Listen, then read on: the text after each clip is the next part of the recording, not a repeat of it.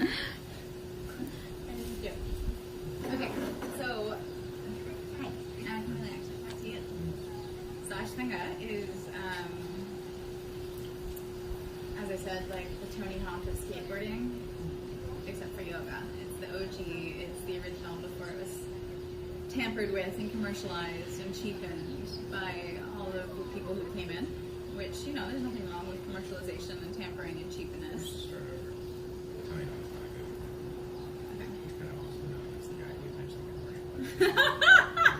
Okay, well that could be this, you know, it could be the same about Patabi Joy. So it's, you know, it's we'll take it, okay?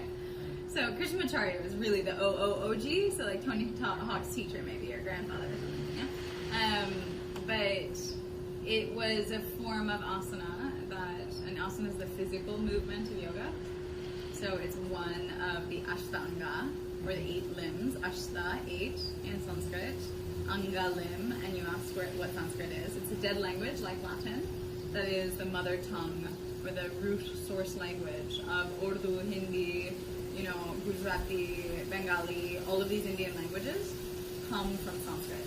There's also a very strong Indo-European language root with Pali, which is the language of a lot of the Buddhist texts.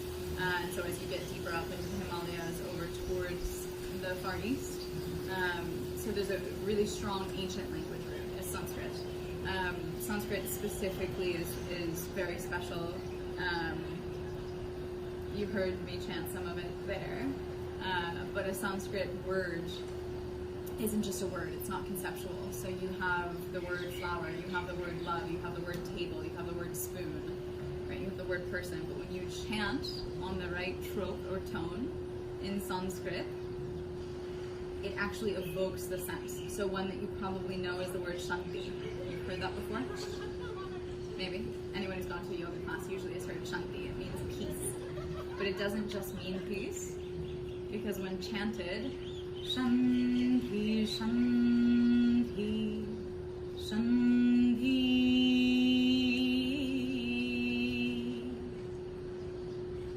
it creates the aura of peace. So these things are not just conceptual, they're not merely ideas plucked from the mind. They change the auric field, the atmospheric field, by virtue of vibration. Yeah? So in Sanskrit, where we were, Ashtanga means 8 limbs, or the 8-fold path, as it's often called. And the first 4 are different breathing techniques and moving techniques, as well as kind of a 10 commandments, the yamas and niyamas, we call them, of how to be a good person, right? So it's a guideline for living. Not religion, just a guideline for like how to be a good person kind of thing. And they're all meant to ignite self-inquiry. And then the last 4 of the 8 limbs are all about deeper states of meditation and focus and concentration, to the last one, which is samadhi, which is the same as the Buddhist concept of nirvana. It's liberation, it's moksha, it's enlightenment, for want of a better word, but that means leaving the physical body or whatever it might be. And so you're working up towards that, and this is a path that you're on. So the system of Ashtanga yoga is a specific type of yoga, and mind you, there's way more types of yoga than flavors of ice cream in this day and age, because everyone's drunk on personal branding and lost toxifying the truth of what it is that we're actually doing here with their opinions and their style and their whatever. And their flair is beautiful, like I'm as biased against it as I am accepting of it. And that's just what's happened in the world, and the beauty of it is that yoga spread like wildfire to really all corners of the earth, and I can tell you that because I've been to most. And so with that said and known, yeah, there is this OG, right, science of yoga, which is Ashtanga yoga, and it is a framework like none other. So you mentioned this a little bit when you were talking about having, consistency and reliability over intensity. So Ashtanga is still definitely intense, but what it is a format of practicing yoga. So most people in the modern yoga world, they dip in and they dip out, they dip in and they dip out. Oh, let's go to a flow class. How about that yen class? Ooh, that teacher was cute. Let's go to his class. That one comes with sound healing bowls. Right? And it's like this a la carte buffet of yoga. And that's great. It has its own merit and virtue. And yet, if you're looking to grow in something, and we've with yoga, it's your physical, mental connection, as well as once you kind of fuse that, it opens up your spiritual vortex, where you're just aligned with everything that is, right? It induces flow state. And so in that merging between the physical and mental, using the breath as the bridge, the practice is incredibly intentional and it is systematic. Yeah. So in your pick as you go a la carte yoga classes, people will essentially feel good. A lot of modern yoga, which is why I eventually left the scene, was that teachers are now meant to be performers and entertainers. Right? So it's how funny you are while you're on stage. It's all of this kind of thing that, in my very Scorpio moon opinion, completely detracts from the inner work, from the true purpose of why we're there, which is close your eyes, deep internal self-reflection. And so, nonetheless, people who are just going to whatever kind of yoga class aren't getting that framework, that format for consistency and reliability. And they might be to a certain extent if they're, taking yoga 5 days a week, no matter the style. At least they're showing up on the mat, as yogis say, which provides a lot of space for growth. Because what is it when you're on the mat? You're in silence for 90 minutes, right? You're present with your body. You're focused on pretty much one thing. You can't get on your phone. You can't talk to a friend. You can't escape. You can't have excuses, right? You're there. And you're doing it, and you have to face your body and your physicality at a very honest level, and that's something that we don't really have many outlets for suave professional athletes in today's world. And so that quality of just, having a mat is super valuable in and of itself. I always said for many years that asana is the gateway drug. The physical form of yoga is the gateway drug to much deeper self-awareness, yeah? So you coming in with a level of self-awareness, would be helped by, I guess that's how I can phrase it, walking into a system that can support you and lift you up and give you a trajectory for growth. Yeah? And the point of asana, the point of, there is nothing like it. So I'll give you the example. I practice this morning. I haven't practiced in, I don't want to say a year, but something, I haven't really practiced in a long time. Maybe there were a few times during quarantine where I rolled up the mat and I was like, let's do this. But I stepped away from my yoga practice 3 years ago when I started training for triathlon. And it was this big, massive change, my whole body changed. I used to be much more slender. I was doing long-term fasting and things back then as well. But my muscles are, the minute that they're given a chance to build, they I'm like bodybuilder material. And so yoga, asana just no longer serves. You asked me last night if I meditate.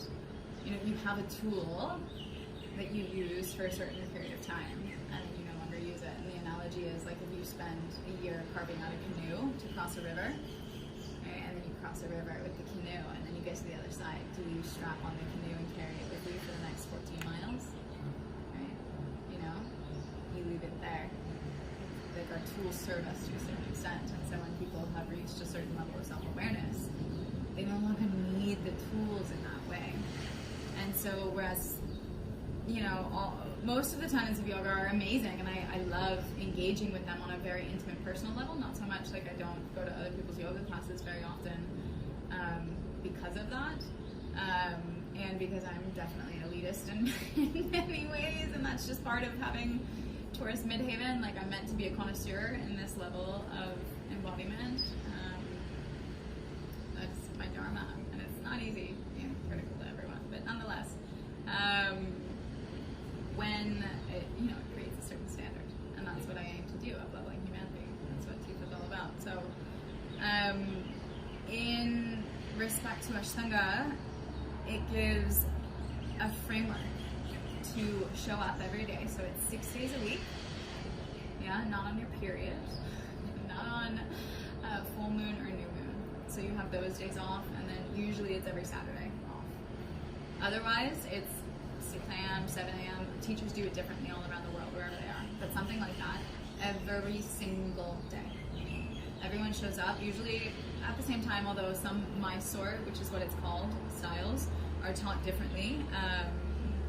You have an open space sometimes where you show up when you want and you start your practice when you want.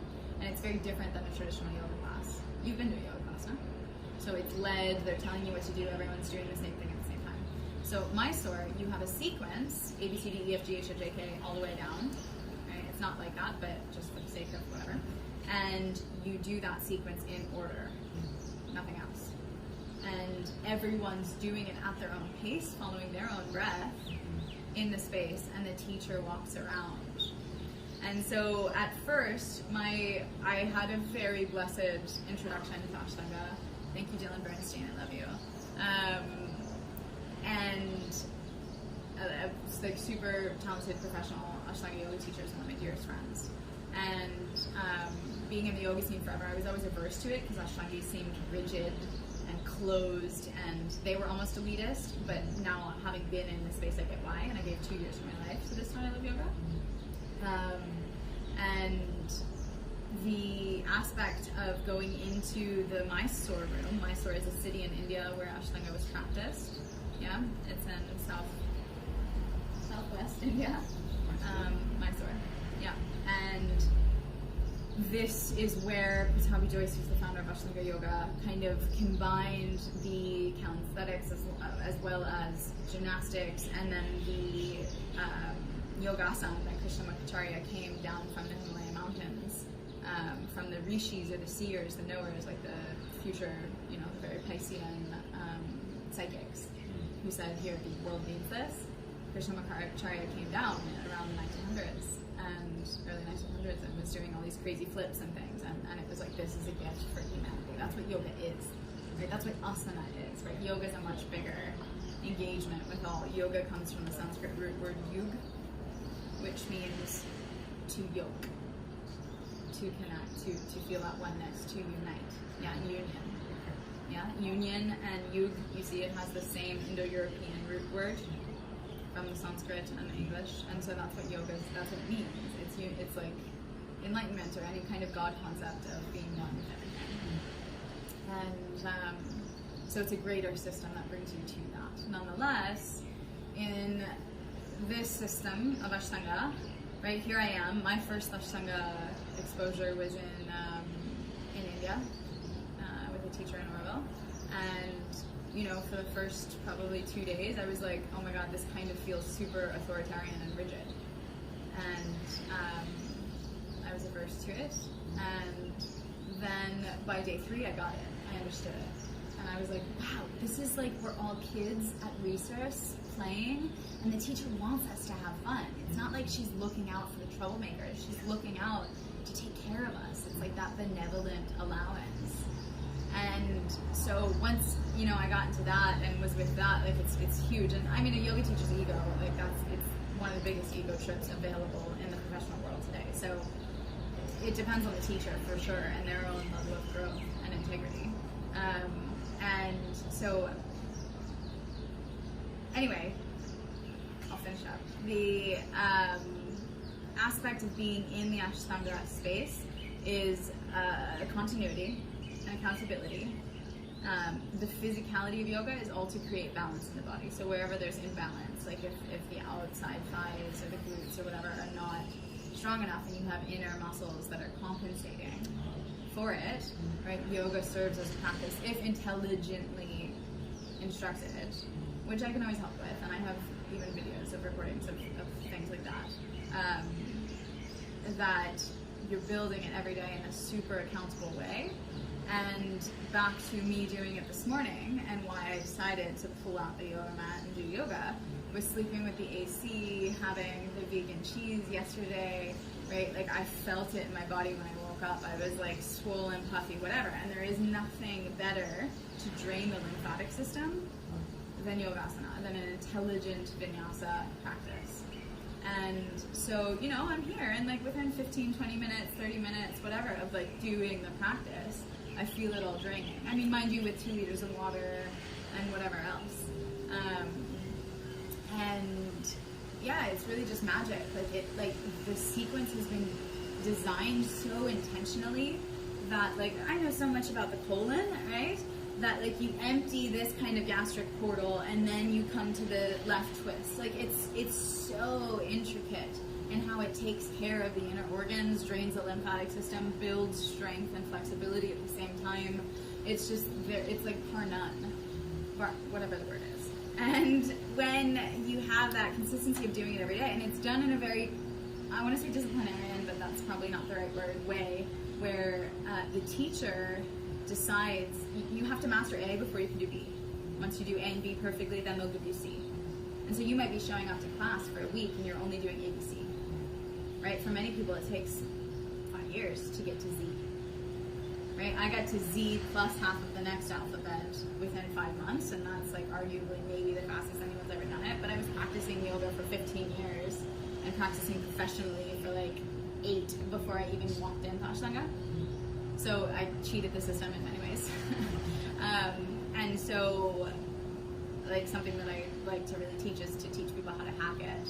Not that it needs to be hacked, but that they have that level of self-awareness and can expand that much faster. And so the discipline required on a mental level to stay there and just continue the practice. And like we've talked about this with running or anything else, or like the hot immersion, like you just get back in, don't think about it, just do it, just go. And that's very Aries, it's don't think, just go. But yeah, I mean, the gifts of Ashtanga Yoga are gifts that never stop giving, and it transforms your whole lifestyle. And that's why, you know, Ashtangas seem elitist and everything like that, because they've held themselves to such a level of dedication that sometimes it's hard to engage with people who are just like fucking around and doing yoga. And like, yeah, so that's Ashtanga. Do you have any questions?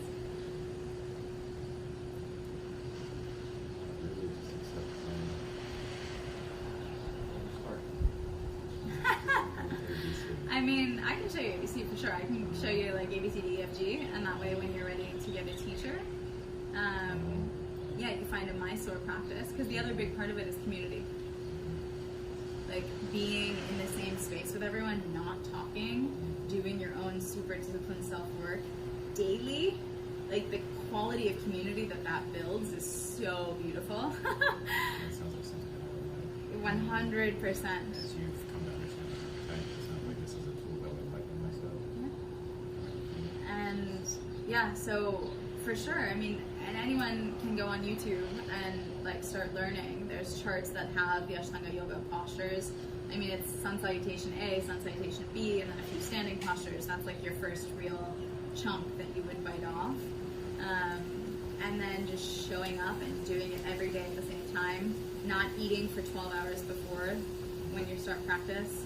I try to drink a liter before practice every morning at least, because you're not drinking at all during practice. I mean, it's meant to be Mysore style, like it's meant to be hot, you're meant to be sweating, but your heart rate's never meant to accelerate, and that is what yoga is. It is maintaining a calm heart rate while doing physical challenge. And that's, I mean, that's the definition of yoga. Once you've accelerated your heartbeat, you're no longer practicing